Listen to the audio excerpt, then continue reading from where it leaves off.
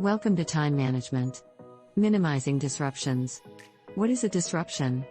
A disruption is a disturbance or problems which interrupt an event, activity, or process.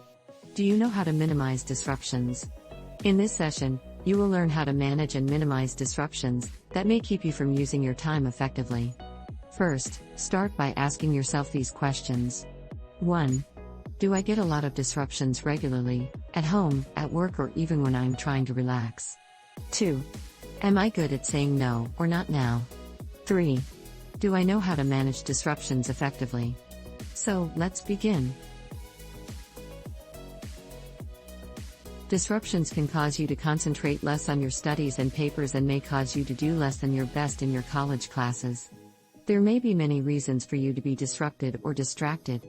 To begin, disruptions are often urgent, at least in the mind of the person presenting them, but are not always important, and often can be delayed, for a later time or date. It is important to identify disruptions, interruptions, and distractions that happen often. Try keeping a log, so that you can see what your disruptions are, and why they happen. If you are constantly interrupted by a younger brother or sister, learning to say no or not now politely, is a way to help minimize the disruptions. Be polite but assertive. Let your family know that your college work is important. That will help them to know that they should not disturb you, or at least not so often. Next, make time for yourself. Schedule uninterruptible time. Again, let friends and family know when these times are, and stick to these times. This will help you develop a schedule of uninterrupted time for yourself. Once you set limits with necessary interruptions, you will teach yourself, friends, and family that you a schedule, and that is dedicated to it, and must not be interrupted during these times.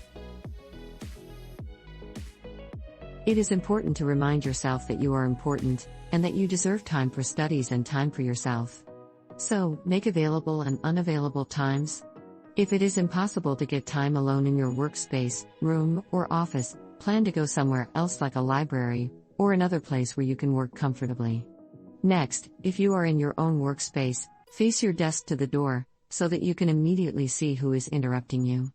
Then, stand when someone enters, and move toward the door. This way the person does not get to enter and sit for long periods of time. Ask them what they need, while walking them back to the door. This will help to minimize the time the interruption takes. Finally, schedule your time effectively so that your interruptions are kept to a minimum. These strategies will help you minimize interruptions and manage your time well. Now that you have learned how to minimize interruptions, you should now be able to answer the questions that were asked at the beginning of the session. You should be able to state, even though I get lots of disruptions, I will manage them better from now on. I am now able to politely say no or not now.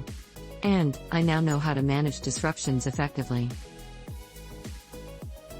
Thank you for attending this time management workshop series.